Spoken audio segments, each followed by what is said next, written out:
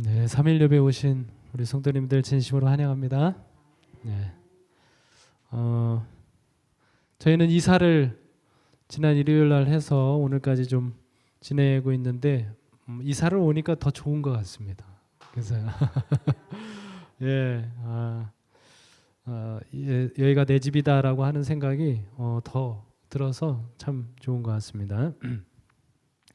오늘 말씀은 고린도후서 12장 1절부터 10절까지 있는 말씀 함께 살펴보겠습니다. 제목을 내가 강한 것이 아니라 주가 강함이라고 하는 주제를 가지고 함께 말씀을 나누도록 하겠습니다. 우리 성경을 읽을까요? 성경 고린도후서 12장 1절부터 10절까지입니다.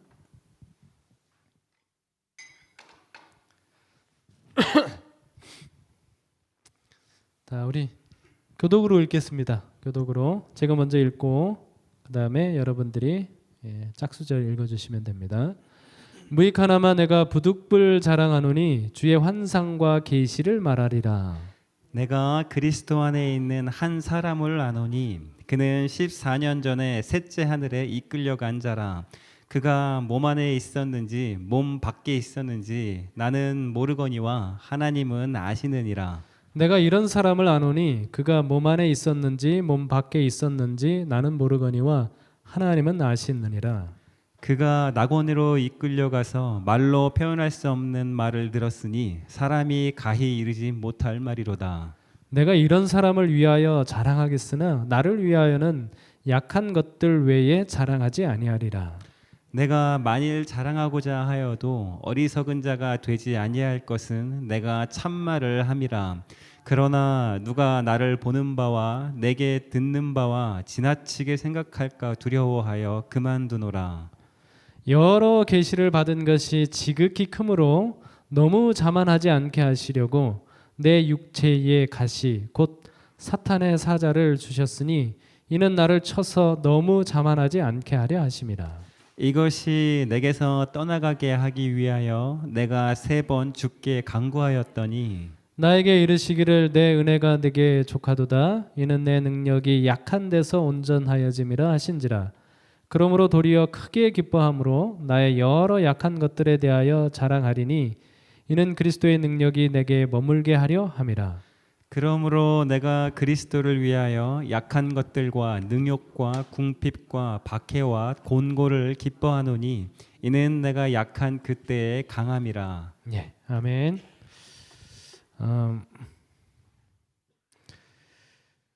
제가 그 신문 기사를 하나 좀 보게 됐는데요. 이 기사는 1월 9일쯤 KBS에서 보도되었던 기사인데 이 사건은 2018년 11월 27일에 그 소방대원하고 나눈 이제 대화입니다. 새벽 1시 반경에 나눈 대화인데 한 최양인데 이 최 씨가 한강 다리에서 떨어졌거든요.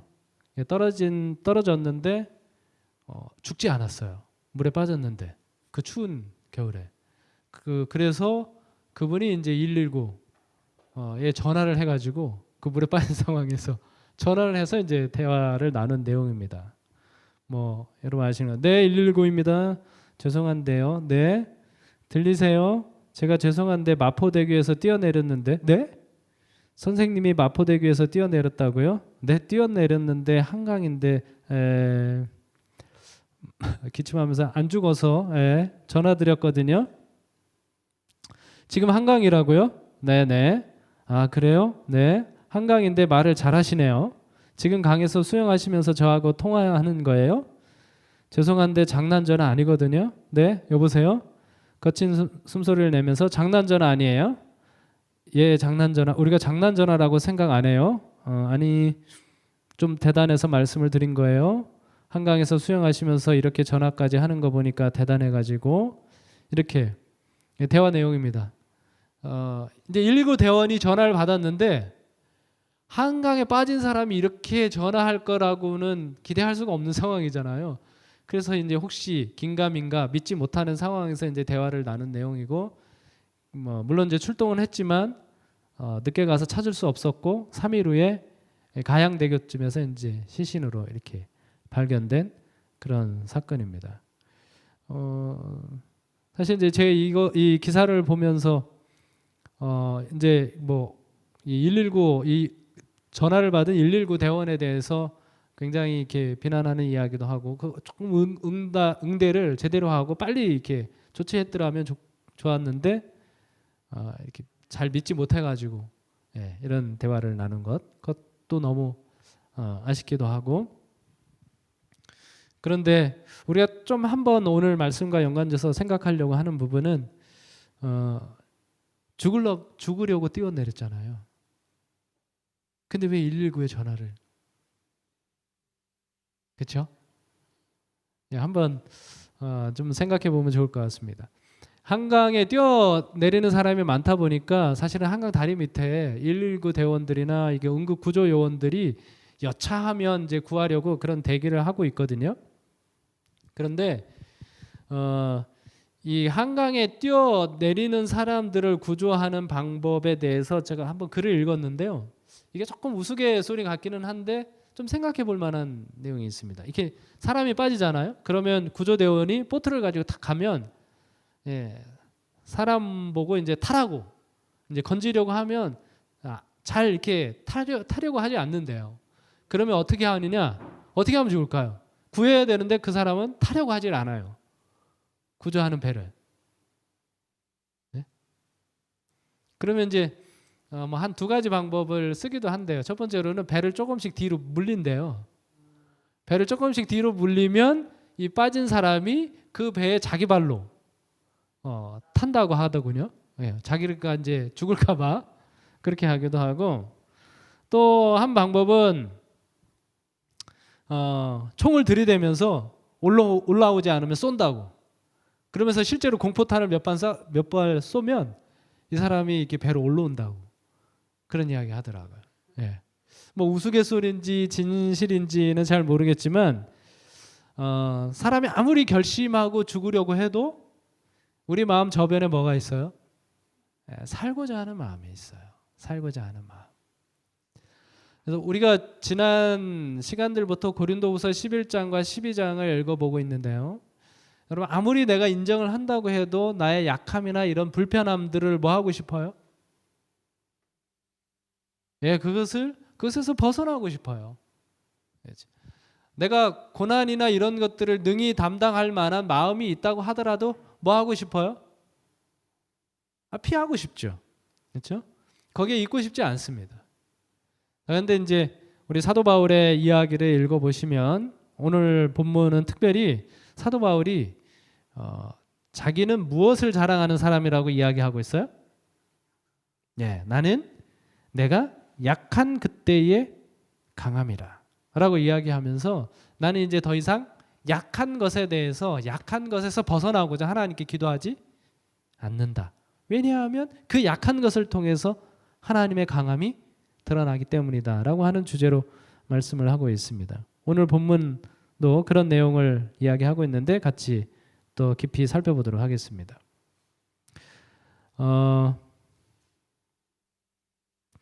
여기 먼저 본문을 좀 여러분들이 이해하시면 좋을 것 같습니다. 여기 12장에 보시면 이 사도 바울이 주의 환상과 계시를 말하리라 내가 그리스도 안에 있는 한 사람을 아노니 그는 14년 전에 라고 이렇게 이야기하고 있는데 이 사람이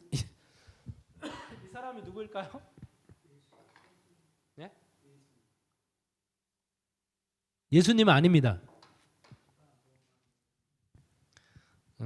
읽어보시면 사도 바울이에요. 사도 바울 자신에 대해서 3인칭 시점을 가지고 이제 자기에 대한 이야기를 하고 있습니다.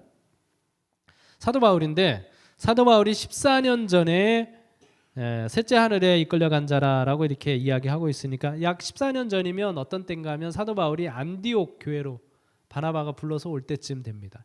그때 사도 바울은 셋째 하늘에 올라가서 정말 사람의 입으로 가히 표현할 수 없는 그런 말들을 들은 그런 경험이 있습니다. 그 이야기 하고 있고요. 그 다음에 여기 아시는 것처럼 여기 셋째 하늘은 어디예요? 첫째 하늘이 어디입니까?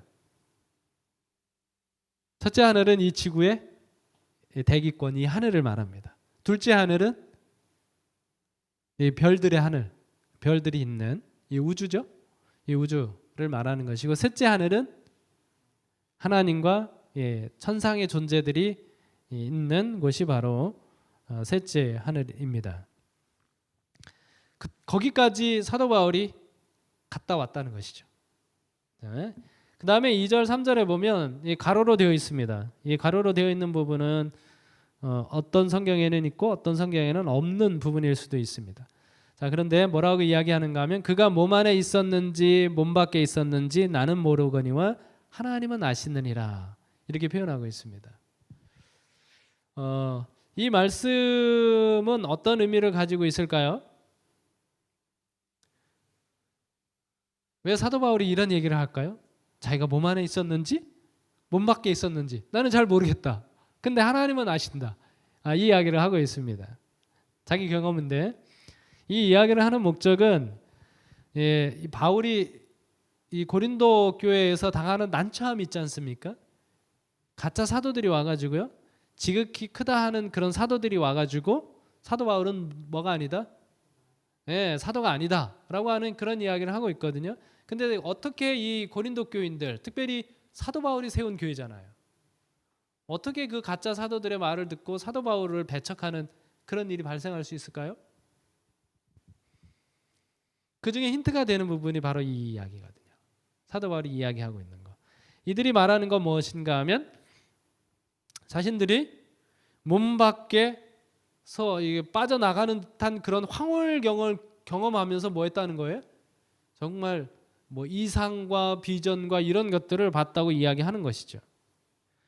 그러면서 이제 사도 바울이 고린도에서 부당한 이렇게 이득을 취하고 부정한 일을 한다라고 이렇게 이야기하고 있으니까 사도 바울이 거듭해서 이제 후반부에 보면 내가 보낸 사람들 중에 누구라도 이 고린도 교회에서 부당한 이득을 취하는 것이 있느냐라고 하는 그 이야기 하거든요. 근데 이제 고린도 교인들에게 이런 가짜 사도들이 와가지고 자기들이 막 황홀경 속에서 이런 비전과 이런 계시들을 보았다라고 이렇게 이야기하고 있는 것이죠. 그래서 이제 자기가 신비한 영적 경험을 했다고 하니까 이 교인들이 뭐예요? 얼마나 존경하겠어요, 그렇죠? 여러분 교회 목사님이 천국에 갔다 오신 목사님이 목회를 한다고 생각을 해보세요. 좋을 것 같습니까? 안 좋을 것 같습니까? 그런 것 같이 이제 이 고린도 교인들이 그들의 말을 이렇게 받아들이거든요. 존경심이 우러나오죠. 사도 바울이 이제 그런 이야기를 하면서 사도 바울은 셋째 하늘에 가서 사람의 말로 표현할 수 없는 그런 이야기를 들었지만 오히려 뭘 자랑한다? 난 그런 거 자랑하지 않고 내 육체의 가시를 자랑한다라고 하는 그 이야기를 이제 강조하면서 이야기를 하고 있습니다. 그 다음에 이제 사도 바울이 자랑하는 거, 육체의 가시가 뭘까요? 사도 바울의 육체에 있는 가시.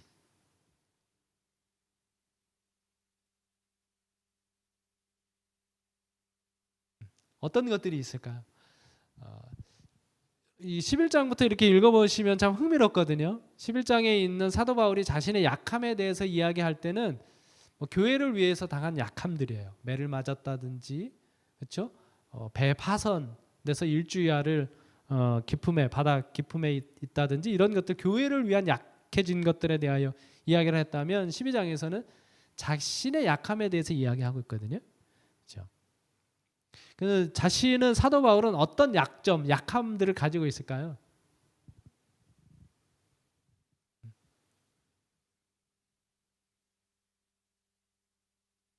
사도 바울. 사도 바울의 이 외모에 대한 평가를 여러분 꽤 많이 들으셨을 거예요. 키도 작고요. 매부리 코에다가 대머리에다가. 그런 이제 별로 매력적이지 않은 그런 외모를 가지고 있습니다. 그런데 이제 그거 이야기를 하지는 않을 겁니다. 근데 이제 육체의, 사도 바울에게 있는 육체의 가시들에 대해서 많은 학자들이 여러 가지 이야기하는데요. 뭐가 있는가 하면 안질이다. 예수님을 다메섹 도상에서 그 밝은 빛 가운데서 보다가 눈이 상하게 된 것이죠. 안질일 것이다라고 하는 사람이 있고요. 또 어떤 것도 있는가 하면 간질이 있었다. 사도 바울에게는 간질이 있었다. 그 다음에 신경쇠약증이 있었을 것이다. 사도 바울은 신경쇠약증. 그 다음에 편두통.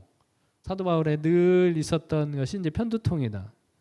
그 다음에 사도 바울은 또 말라리아에 걸리기도 했고, 심지어는 문둥병, 그 다음에 언어장애, 이런 게 이제 사도 바울에게 있었다라고 이런 여러 가지 이제 진단을 내립니다.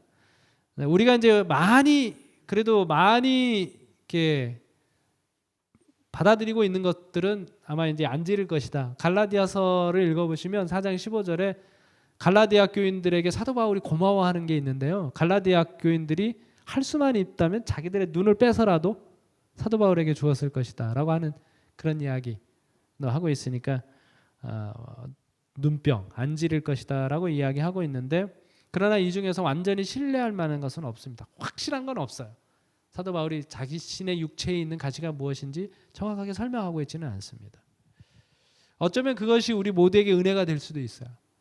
우리는 안질은 아니더라도 저마다 가지고 있는 육체에 가시들이 있어요. 오래된 질병이라든지 오래된 결함이라든지 이런 것들이 우리에게 있을 수 있거든요.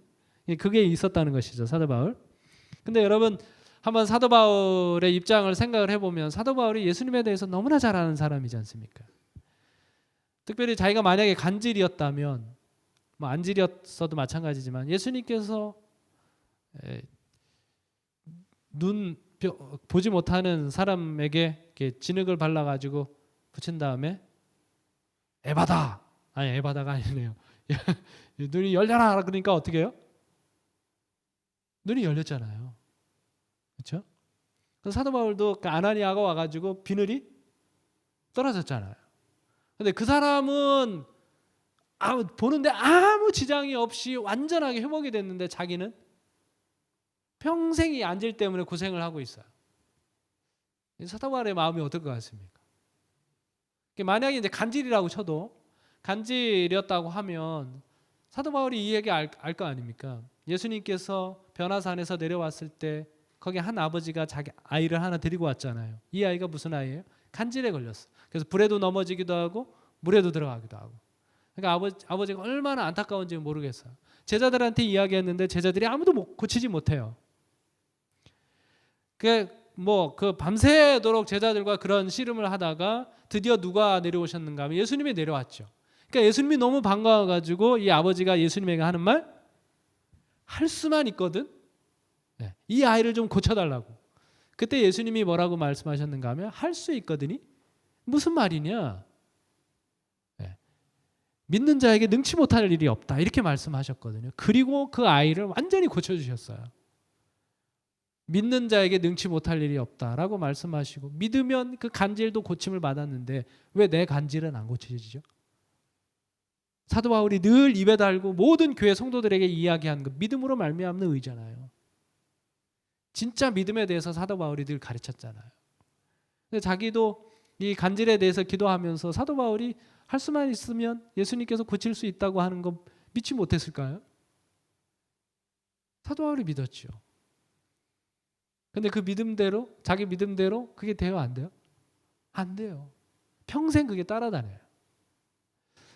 그러고 보면 사도 바울의 마음이 얼마나 그냥 인간적으로 봤을 때 얼마나 마음이 좀 아프고 얼마나 힘들었을까라고 하는 부분을 생각해 보게 됩니다.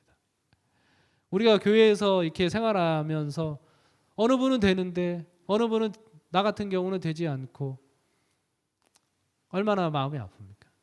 어느 분은 뉴스타트 해가지고 암도 고쳐지는데 어느 분은 아무리 뉴스타트를 해도 질병에서 나음을 받지 못하는 그런 경우가 얼마든지 있잖아요. 그런 불공평해 보이는 그때. 사도 바울이 아마 그런 고통 중에 그런 경험을 하고 있을 것으로 보입니다.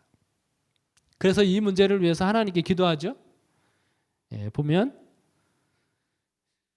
7절부터 보면 여러 계시를 받은 것이 지극히 큰 크므로 너무 자만하지 않게 하시려고 내 육체에 가시고 사탄의 사자를 주셨으니 이는 나를 쳐서 너무 자만하지 않게 하려 하심이라. 이것이 내게서 떠나가게 하기 위하여 내가 3번 주께 간구하였더니 이렇게 이야기하고 있습니다.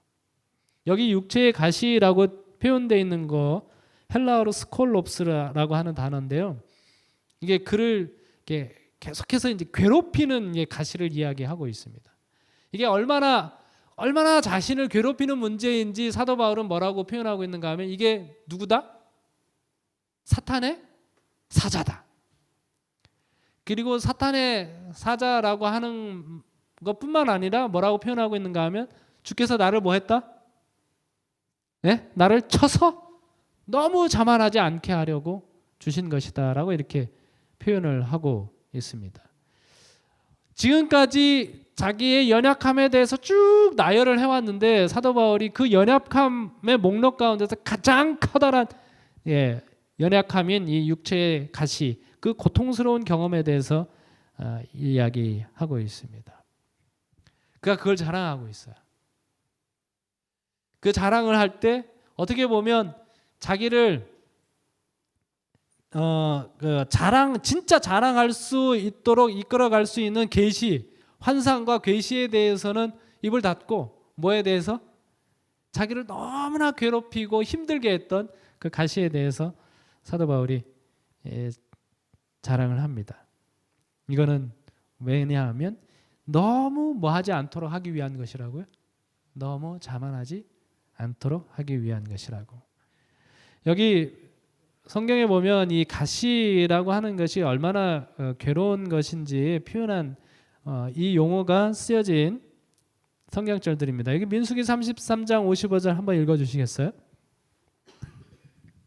읽어주십시오. 너희가 만일 그 땅의 원주민을 너희 앞에서 몰아내지 아니하면 너희가 남겨둔 자들이 너희의 눈에 가시와 너희의 옆구리에 찌르는 것이 되어 너희가 거주하는 땅에서 너희를 괴롭게 할 것이요. 예. 그다음에 에스겔서 28장 24절도 읽어주세요. 이스라엘 족속에게는 그 사방에서 그들을 멸시하는 자 중에 찌르는 가시와 아프게 하는 가시가 다시는 없으리니 내가 주 여호와인 줄을 그들이 알리라. 네.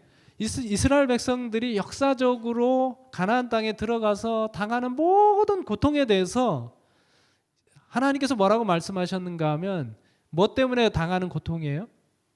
가시라고 표현하고 있습니다. 왜? 그들이 이방인과 통혼하면서 그들이 그 통혼하는 과정 가운데서 그들과 섞여 사는 과정 가운데서 그들이 너희들에게 어떻게 될 것이냐? 가시와 같은 존재들이 될 것이다 라고 이야기하고 있어요. 그 가나안 땅에서 그들이 그렇게 고통스럽게 살아간 이유는 저것 때문이거든요. 근데 사도 바울이 그것을 그대로 차용해가지고 자기에게 뭐가 있다는 거예요? 자기 육체에 그런 가시가 있다고 이렇게 표현하고 있습니다. 얼마나 고통스러웠을까요? 어쩌면 이제 그 이스라엘 백성들이 그 육체의 가시 때문에 늘 뭐 하는 건가 하면 여러분 사사기서를 읽어보면 자고하고 자만하고 교만하고 하나님을 무시하던 이런 사람들이 그 가시, 그렇죠? 미디안에 의하여 침을 당하고 모압에 의하여 침을 당하고 그다음 아수르에 의하여 침을 당하고 블레셋에 의하여 침을 당하고 그렇게 되면 얘들이 뭐예요? 다시 겸손하게 하나님 앞에 엎드려서 기도하고 돌아오는 것처럼 그 자기에게 있는 육체의 가시는 그러한 역할을 하고 있다라고 이렇게 표현을 하고 있습니다. 그다음 이것을 좀 더 사도 바울은 하나님과 관련돼서 이렇게 표현을 했습니다. 나를 어떻게 한 것이다. 이것을 통해서 나를 치고라고 이렇게 표현을 하고 있습니다. 여러분 이 치고라고 하는 단어가 마태복음 26장 67절에 이렇게 표현되어 있습니다. 한번 읽어주십시오. 이에 예수의 얼굴에 침 뱉으며 주먹으로 치고 어떤 사람은 손바닥으로 때리며. 예, 치는 게 뭐예요? 마치 사람이 예수님의 얼굴을 뭐예요? 주먹으로 칠 때 그 표현은 그것과 마찬가지로 하나님이 나를 쳤다 이렇게 사도 바울이 좀 표현을 하고 있습니다. 바울은 이게 치는 게 뭔지 잘 알 겁니다. 왜냐하면 자기가 실제로 그리스도인들을 잡아가지고 뭐 하는 사람이었으니까. 네. 그들을 치는 사람이었어요. 그렇죠? 이게 어떤 마음으로 치는 건지 사도 바울은 너무나 잘 알죠. 이 똑같은 단어를 마태와 마가는 가시관을 쓰신 예수님을 주먹으로 치는 사람들의 악마적인 모습을 표현할 때 이 단어를 사용을 했습니다. 요는 사도 바울에게 있는 육체의 가시는 그냥 참을 만한 요 정도는 뭐 내가 감내할 수 있지라고 할 만한 그런 고통을 넘어선다는 겁니다. 그것이 자기의 육체에 늘 따라다니고 있어요. 여러분 그러면 우리는 그러면 어떻게 할까요? 우리도 사도 바울처럼 기도하지 않겠습니까? 어쩌면 우리는 뭐 이게 어떻게 해결될 때까지 끝까지 기도할지 모르겠어요. 사도 바울은 3번 기도하고 하나님으로부터 들은 다음에 오히려 이것에 대해서 자랑하는 그런 모습으로 변했다라고 이야기하고 있습니다. 여러분 이 사도 바울의 이 모습 속에서 누가 생각이 나세요? 욥이 생각이 나지 않습니까? 욥. 이 욥에 대한 욥기서를 쭉 읽어보면 욥이 엄청난 고통을 당했습니다. 근데 욥이 왜 이런 고통을 당했는가? 2번에 걸쳐서 이 사탄이 하나님 앞에 하는 이야기가 뭔가 하면 여기 한 절만 이야기하겠습니다만 욥기 2장 5절에 보면 뭐라고 되어 있어요? 우리 같이 읽어볼까요? 시작. 이제 주의 손을 펴서 그의 뼈와 살을 치소서. 그리하시면 틀림없이 주를 향하여 욕하지 않겠나이까. 한번 욥을 늘 복만 주지 말고 그가 순전하고 뭐 정직하고 그렇게 산다고 할지라도 한번 쳐봐라. 하나님이 늘 그를 산울로 두르니까 그가 하나님께 순종하는 것이지 정말 하나님께서 손을 들어서 그를 치면 그도 하나님을 저주할 거다 라고 이야기했어요. 그래서 이 욥기 1장부터 욥기 38장에 이르기까지 욥이 엄청난 고통의 시간들을 보냅니다. 우리 중에 욥과 같은 고통을 당한다면 누가 견뎌낼 수 있을지 모르겠어요. 그런데 여러분 이렇게 욥이 그 과정을 지나면서 욥이 철저하게 배운 게 뭔지 아십니까?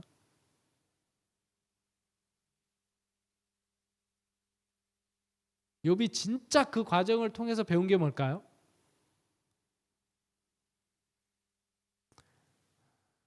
성경에 보면 욥기 40장으로 넘어가시면 하나님께서 이제 등장하시면서요. 하나님께서 이렇게 욥에게 막 말씀하시는 장면입니다. 그 중에 이제 40장에 보시면 1절부터 5절 한번 보겠습니다. 우리 이 부분도 한번 같이 읽어보겠습니다. 욥기 40장 1절로 5절. 여호와께서 또 욥에게 일러 말씀하시되 트집 잡는 자가 전능자와 다투겠느냐? 하나님을 탓하는 자는 대답할지니라. 욥이 여호와께 대답하여 이르되 보소서 나는 비쳐나오니 무엇이라 주께 대답하리이까? 손으로 내 입을 가릴 뿐이로소이다. 내가 한 번 말하였사온즉 다시는 더 대답하지 아니하겠나이다. 욥이 뭘 배워요? 욥이 그 고난을 당하는 중에 내가 잘못한 게 없는데 하나님께서 왜 이런 고통을 나에게 주시는지 내가 그분을 대면하여 만날 수만 있다면 물어보겠다 하나님께. 그런데 우리 하나님이 앞으로 가도 안 계시고 뒤로 가도 안 계시고 분명히 내 중보자가 살아계실 텐데 내가 이 답답한 심정을 이야기할 수 없다라고 하는 그 고통에 대해서 계속 이야기하거든요. 하나님께서 이제 나타나셔가지고 욥에게 그 자초지정 사단 때문에 내가 할 수 없이 너를 그렇게 했다 그런 거 자초지정 다 이야기하지 않습니다. 하나님께서 얼마나 이 창조의 권능이 계신 분이신지 얼마나 공의로우신 분이신지 그런 것들에 대하여 쭉 이야기해 가거든요. 하나님이 말씀하시는 거를 욥이 들어요. 욥이 듣고 내린 반응이 뭔가 하면 40장 1절부터 5절에 보면 이제 하나님 앞에 자기가 할 말이 있어요 없어요? 다시는 뭐 하지 않겠다고요? 하나님 앞에 하나님 왜 이러십니까? 왜 하나님 이럴 수가 있습니까? 이런 얘기 하지 않겠다. 나는 비천하오니 라고 하면서 그가 자신의 모습을 그렇게 고백하고 있습니다. 아무 말도 할 수 없는 자신의 모습을 이야기하고, 그러니까 이제 그때 이제 욥에게 하나님께서 이런 말씀하십니다. 욥기 40장 10절로 14절. 우리 또 읽어보겠습니다. 같이요. 시작. 너는 위엄과 존귀로 단장하여 영광과 영화를 입을지니라. 너의 넘치는 노를 비우고 교만한 자를 발견하여 모두 낮추되 모든 교만한 자를 발견하여 낮아지게 하며 악인을 그들의 처소에서 짓밟을지니라. 그들을 함께 진토에 묻고 그들의 얼굴을 싸서 은밀한 곳에 둘지니라. 그리하면 내 오른손이 너를 구원할 수 있다고 내가 인정하리라. 예, 하나님께서 그렇게 말씀하셔요.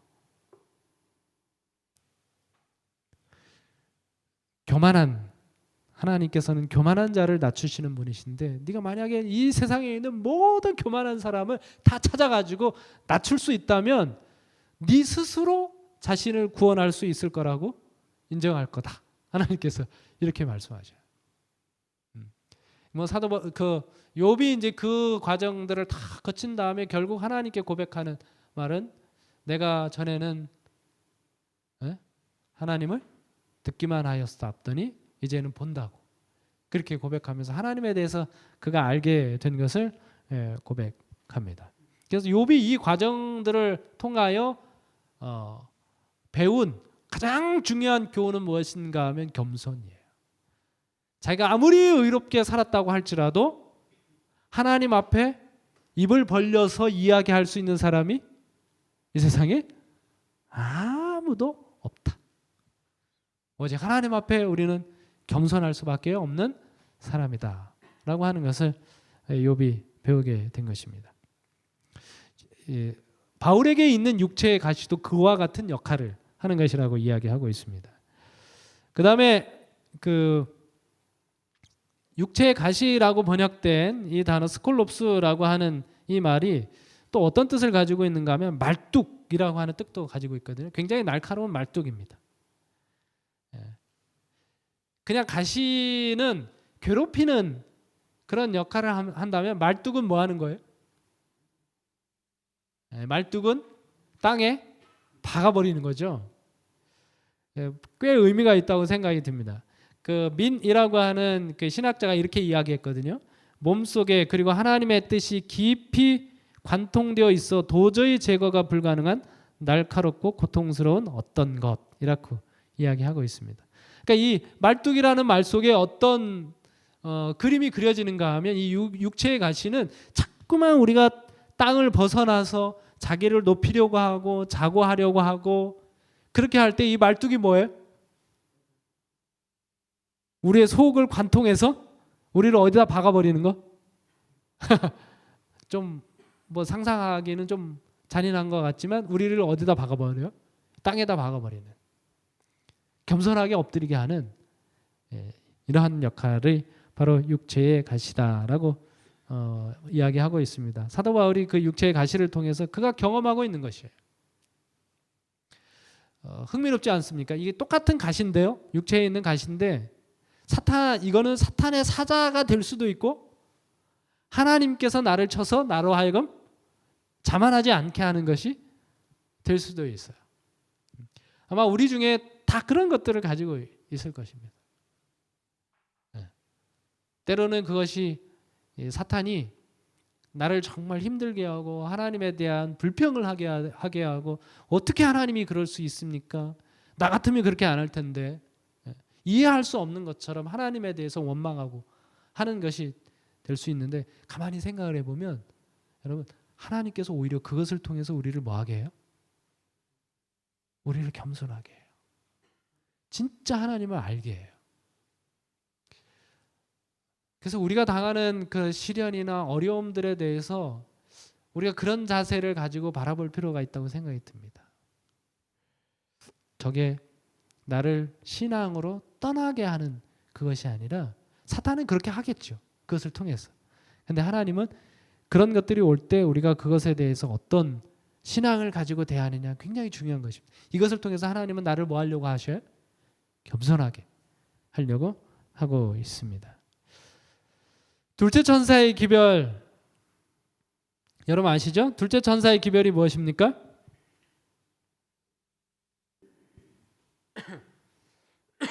또 다른 천사 곧 둘째가 읽어주십시오. 또 다른 천사 곧 둘째가 그 뒤를 따라 말하되 무너졌도다 무너졌도다 큰 성 바벨론이여 모든 나라에게 그의 음행으로 말미암아 진노의 포도주를 먹이던 자로다 하더라. 둘째 천사의 기별이 뭐예요? 뭐가 무너졌다? 바벨론이 무너졌다. 늘 이제 우리가 생각할 때 이게 왜 과거형이지? 바벨론이 무너지리라 이렇게 이야기하지 않고 바벨론이 무너졌다라고 하는 이 기별 속에는 지금 과거로부터 지금까지 그렇게 큰 성, 온 세상을 호령하던 그 큰 성 바벨론은 다 뭐했다? 다 무너졌다. 마지막 때도 어떻게 할 거다?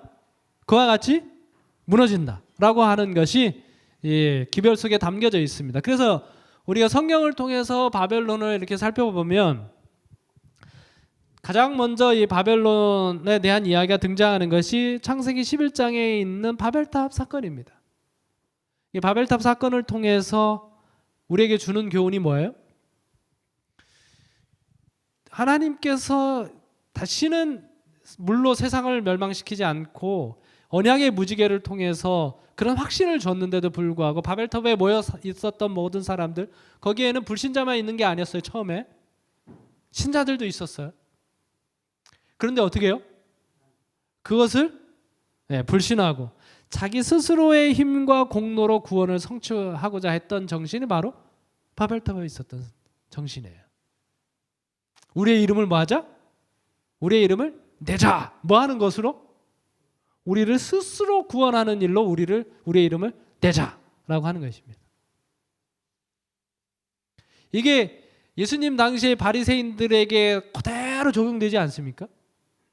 그들이 교만해졌어요. 뭐로 교만해졌어요? 하나님께서 우리에게 주신 구원의 방법이 아니라 자기들 스스로 만들어내는 구원의 방법으로 율법주의로 뭐 어떻게 됐어요? 우리 이름을 내자. 스스로 교만해졌죠. 무너졌습니까? 바벨탑이? 바벨탑이 무너졌어요. 그 다음에 또 하나의 바벨론에 관한 이야기는 다니엘서 5장에 나옵니다. 다니엘서 5장을 읽어보시면 바벨론이 망하게 된 것을 다니엘이 세 가지 이야기하고 있습니다. 가장 먼저 이야기한 것은 뭐냐 하면 이거 다 안다는 것입니다. 벨사살이. 그 아버지 때에 있었던 할아버지 때죠. 할아버지 때에 있었던 이 느부갓네살이 어떻게 해서 겸손하게 하나님을 인정하는 사람이 되었는지에 대해서 벨사살이 다 알아요. 다 아는데도 불구하고 마음을 낮추지 않고 도리어 자신을 하늘의 주제보다 높였다라고 이렇게 이야기하고 있습니다. 그리고 그들이 술을 마시는데 뭐로 마셔요? 아주 교만하게도 성전 기명을 갖다가 그릇을 마십니다. 술을 마십니다. 경건의 모양은 있지만 경건의 능력은 없는 성전 그릇 안에 정결한 물이 담겨져 있는 것이 아니라 정결한 포도즙이 담겨져 있는 것이 아니라 타락과 부패 포도주가 담겨져 있는. 그리고 또 뭐야? 세 번째, 그들이 신상들을 찬양하고 도리어 하나님께는 영광을 돌리지 않는, 이것이 바벨론이 가지고 있던 죄악입니다. 공통적으로 가지고 있는 죄악이 뭐예요? 교만의 죄입니다. 여러분 이게 흥미롭습니다. 우리가 교만해서 자기를 숭배하잖아요. 자기를 숭배하면 이게 어떻게 변화되는 건가 하면 이게 썩어지지 아니하는 하나님의 영광을 썩어질 사람과 피조물 모양의 우상으로 만들어서 경배하게 됩니다. 왜냐하면 그것이 자신의 타락한 본성을 만족시켜주기 때문에 그래요. 자기를 계속해서 높이는 사람, 자기를 숭배하는 사람, 교만한 사람은 결국 어디에 빠지게 돼 있어요? 우상 숭배. 그래서 자기를 높이는데 이상하게 자기보다 더 못한 하찮은 피조물에게 뭐 하고 있어요? 경배하고 있는 이것이 교만한 사람의 모습이라고 할 수 있습니다. 육체의 가시에 관한 이 말씀을 통해서 사도 바울이 가장 깊숙이 배운 교훈은 이제 겸손이라고 하는 것입니다. 정로의 계단 58쪽에 이렇게 말씀하고 있습니다. 이 말씀 좀 읽어 주십시오.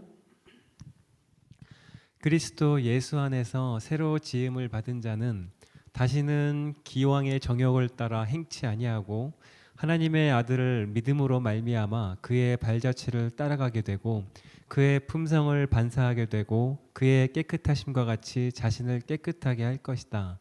그리고 저들이 전에 미워하던 것은 지금에는 사랑하게 되고 저들이 전에 사랑하던 것은 지금 미워하게 될 것이다. 예. 교만하고 자기 주장만 세우던 자가 마음이 온유하고 겸손하게 될 것이다. 예. 여기 정로의 계단 58쪽에 보면 그리스도 예수 안에서 새로 지음을 받은 자는 교만하고 자기 주장만 세우던 자가 마음에 온유하고 뭐 하게 될 것이다? 겸손하게 될 것이다. 라고 이야기하고 있습니다. 물론 우리가 겸손해지기 위해서 겸손해야지. 어른한테 인사 잘하고 누가 칭찬하면 아니라고 얘기하고 그렇게 결심한다고 해서 우리가 겸손한 사람 되는 거 아닙니다. 여기 정로의 계단은 정확하게 이야기하고 있어요. 어떤 사람이 겸손하게 되죠? 그리스도 안에서 그리스도 예수 안에서 새로 지음을 받은 자가 겸손해진다라고 이렇게 이야기하고 있습니다. 예, 사도 바울이 육체의 가치라고 하는 것을 통해서 늘 너무 자만하지 않게 하려고 하시는 하나님의 뜻을 이해하고요. 뒤에 보면 뭐가 자기에게 충분하다? 내 은혜가 하나님의 은혜가 자신에게 충만하다고 하는 것을 사도 바울이 그것을 통해서 깨닫습니다. 그렇구나. 하나님의 은혜가 얼마나 큰 것인가. 우리가 다음 금요일에 이 부분에 대해서 같이 더 깊이 살펴보도록 하겠습니다.